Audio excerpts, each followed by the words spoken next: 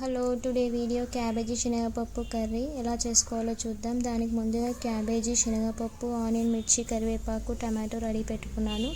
Next stove on చేసుకొని cooker పెట్టుకోవాలి.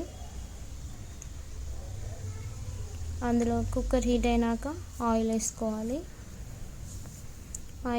Oil heat అయినాక ఇప్పుడు ఇందులోకి జీలకర్ర, ఆవాలు వేసుకొని చిటపట్ల అన్నాక ఆనియన్, మిర్చి, కరివేపాకు వేసుకొని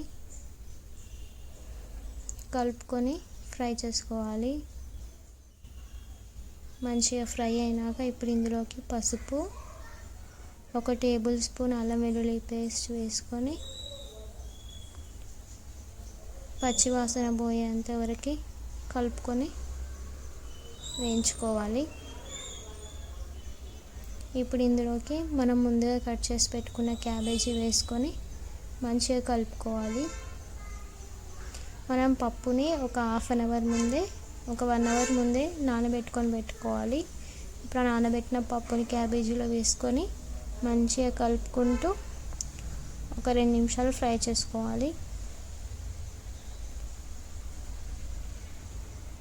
ఇప్పుడు ఇందులోకి మనం కట్ చేసి పెట్టుకున్న టమాటో కూడా వేసుకొని కలుపుకోవాలి. టేస్ట్కి తగినంత సాల్ట్,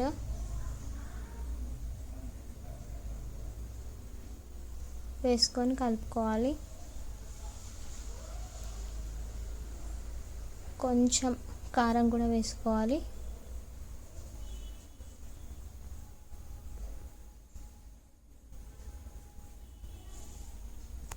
కలుపుకోవాలి.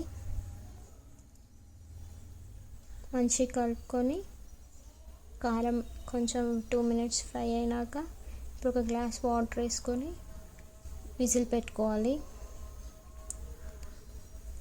2 విజిల్స్ పెట్టుకుంటున్నాను నేను. 2 విజిల్స్ వచ్చినాక ఓపెన్ చేసి చూద్దాం.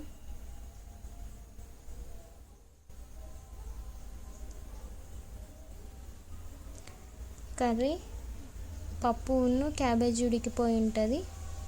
ఇప్పుడు మంచిగా కలుపుకొని కొత్తిమీర వేసుకొని 2 మినిట్స్ ఉంచుకుంటే మన టేస్టీ క్యాబేజీ శనగపప్పు కర్రీ రెడీ.